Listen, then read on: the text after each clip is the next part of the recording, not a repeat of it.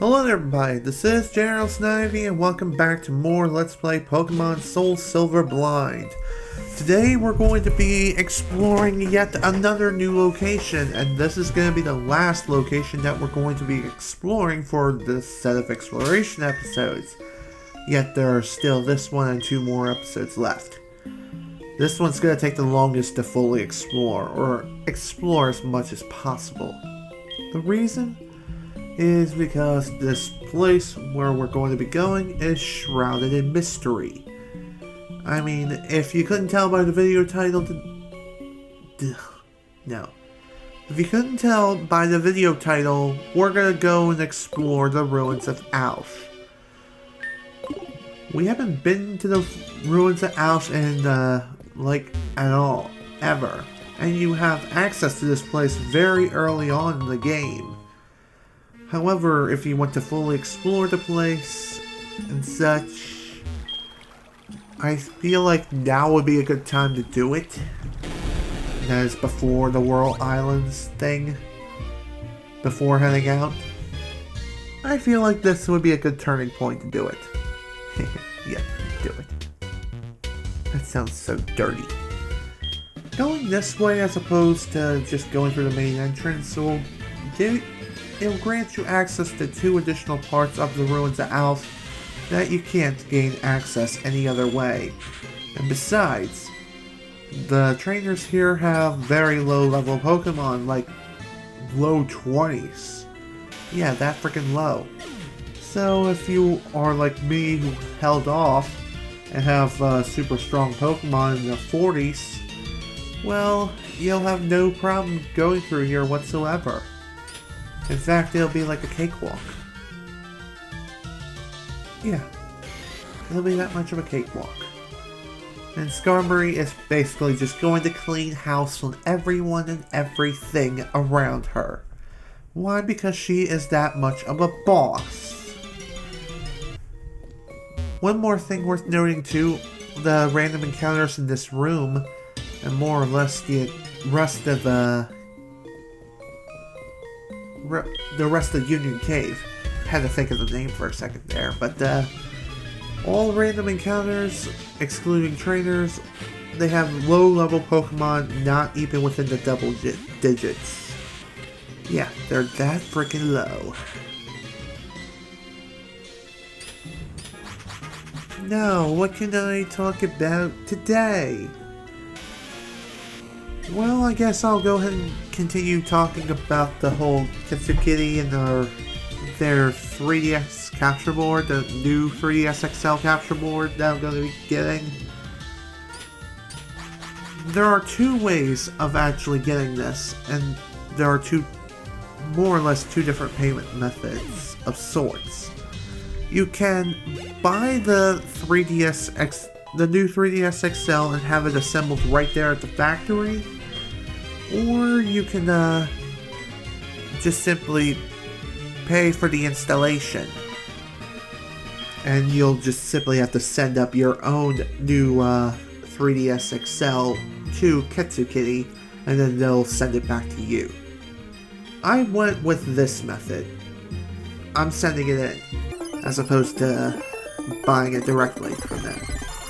The reason is because just simply buying a new 3DS XL and then sending it will cost me less money in the long run, as opposed to buying, well, just a new 3DS XL directly from the factory. Well, more or less directly from them. Because if you do the math correctly, well, more or less, if I did my math correctly, it would only cost me roughly $400-ish, $430 some dollars? No. Wait, is it? Well, yeah, roughly $430-ish dollars. Because I got my new 3DS XL from Walmart, the one I work at. Reason is because, well, it was right there. I had money in my account, it was payday, and yeah, wanted to treat myself. Goody goody. Feels so good to reward yourself every once in a while. with such expensive goods, like I did for like the past 2 paychecks in a row. Whatever. Alongside the new 3DS XL, I also bought myself a new micro SD card, roughly 16 gigabytes, because my current 3DS, the one that has Loopy's capture board in it, it also has a 16 gigabyte SD card. The reason why I'm using micro SD cards is because, well, the new 3DS XL only supports micro SD cards. And the micro SD card that's included with the new 3DS XL is only 4 gigabytes. And I have a lot of digital stuff on my regular 3DS.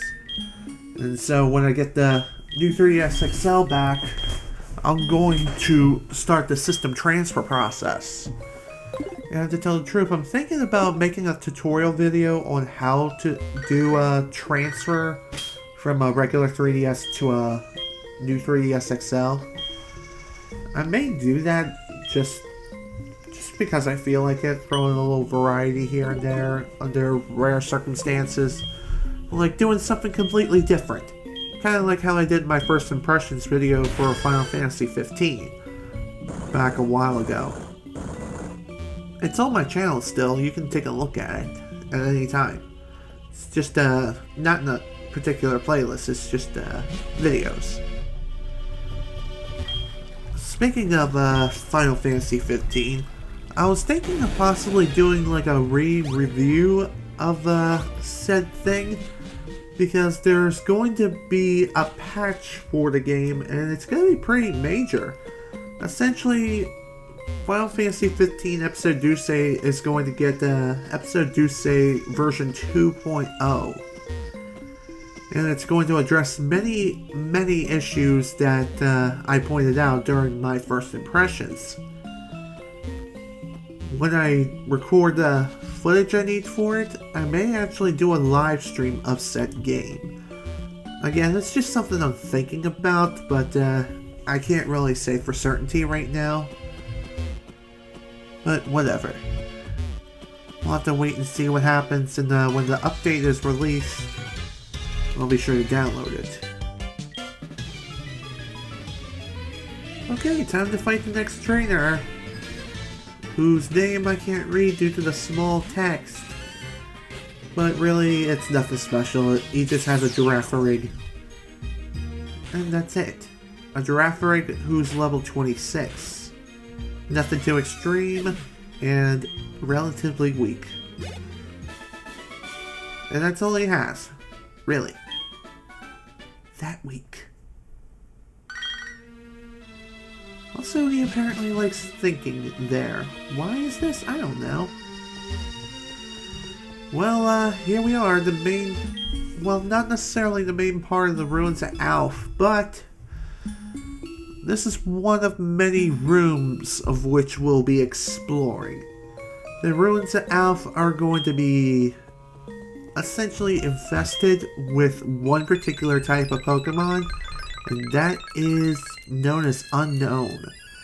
There are many different variants of Unknown. Why is this? I don't know.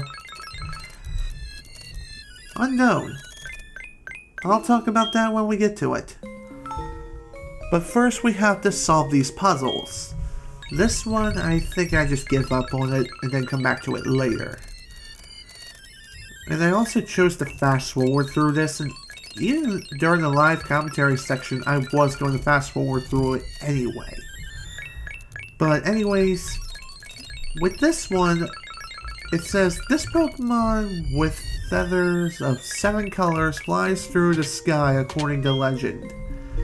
And I'm pretty sure that Pokemon is Ho-Oh, but don't quote me on that. I'm pretty sure it is Ho-Oh. If you know what it actually is, feel free to correct me in the comments section down below.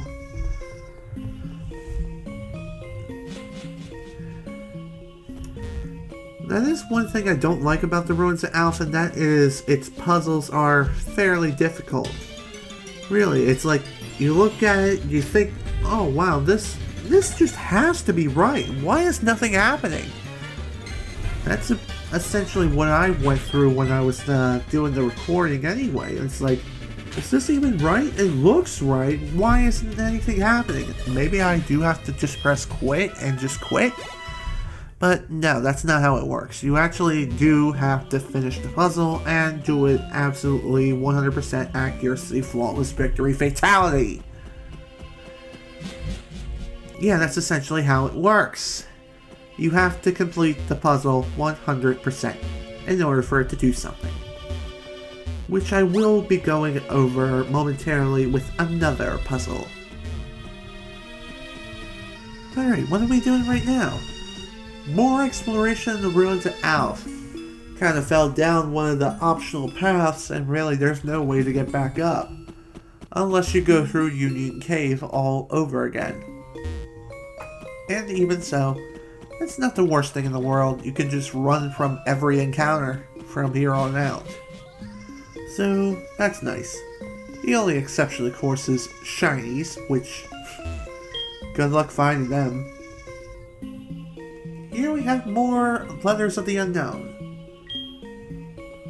Reason? Unknown origins? I have no idea what to say anymore. Now for the next puzzle. Okay, it says this. This Pokemon hears...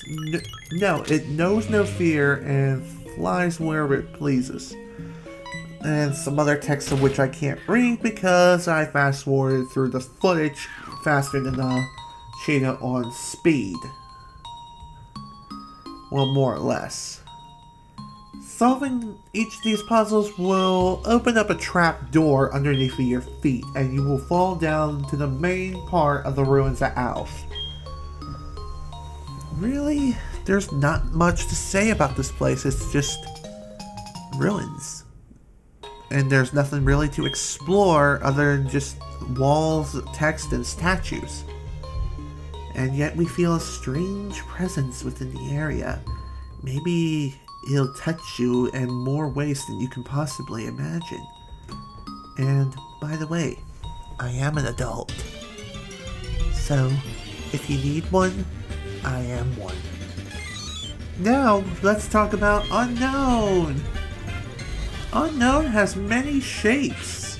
Yeah, it has many shapes, and thus we're going to see repeats of nothing but unknowns throughout the entire Ruins of Alph. Well, more or less throughout the main part of the Ruins of Alph. And it's highly recommended to catch these things and catch them all. It's the Pokemon tagline, catch them all. One thing I will say about the unknown in this place, thankfully their attacks only deal like 1 point of damage. Unless it's critical, in which case it deals even more, which is roughly 5, but whatever. Excuse me. The Unknown, what do I have to say about him? Absolutely freaking nothing. It has many shapes and forms, and according to someone within a future video, there's going to be 26 different types of Unknown. Yeah, I know, spoilers. What can you do? If you happen to catch any Unknown, just be sure to do so. Catch as many Unknown as you can, and capture all the different shapes.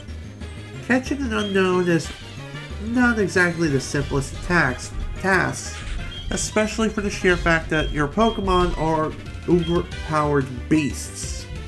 If you're in the 40s, that is.